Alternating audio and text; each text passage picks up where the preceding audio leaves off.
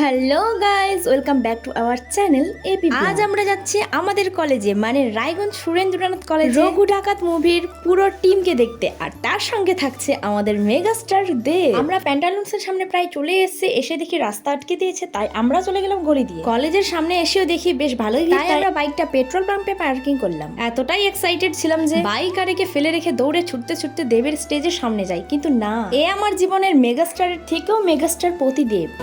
Oh my God! Wow! তো কেমন লাগলো আমার জোকটা? তো যাই হোক, আমাদেরও বাইক পার্কিং করা হয়ে গেল। এবার আমরা চলে যাব কলেজের পিছন মাঠে। এসেই দেখি স্টেজের সামনের দিকটা মারাত্মক ভিড়। স্টেজের দেব আসায় অনেকটা দেরি ছিল, তাই আমরা চলে গেলাম মাঠের পিছনের দিকে। চলো দুনম্বর কি করে দুনম্বর আচ্ছা দুনম্বর চলো আগে ধীরে বলছিল কি মাতালি চলে দেন তো কেস কোকার থেকে তো নাম্বার হবে নাকি চলো বাবারে।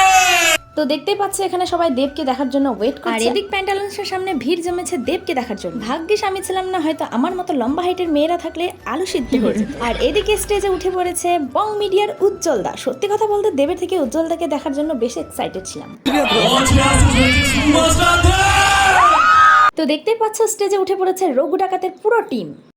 Thank you so much. আচ্ছা আমি সবার আগে সবাইকে জিজ্ঞেস করি কেমন আছো সবাই? আরো মজা হবে পুজোর সময়। পুজোর সময় সবার মুখে একটাই নাম, আরো জোরে একটাই নাম, একটাই নাম। ওকে, বাদ বাকি কথা পরে হবে। আরো অনেকে আছে এবং সবথেকে বড় কথা মেগাস্টার দেবের স্টেজ দাঁড়িয়ে আছে। বেশি কথা বলবো না, আগে নাচ হবে, গান হবে, তারপরে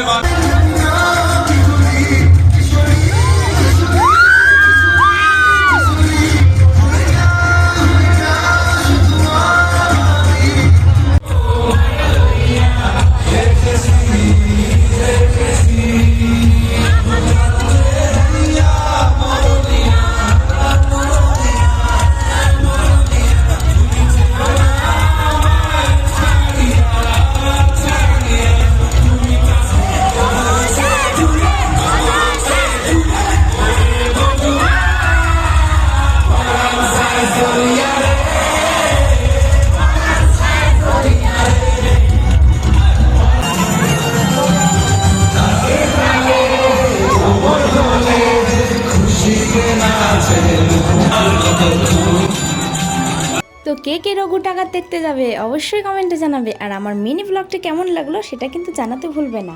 টাটা।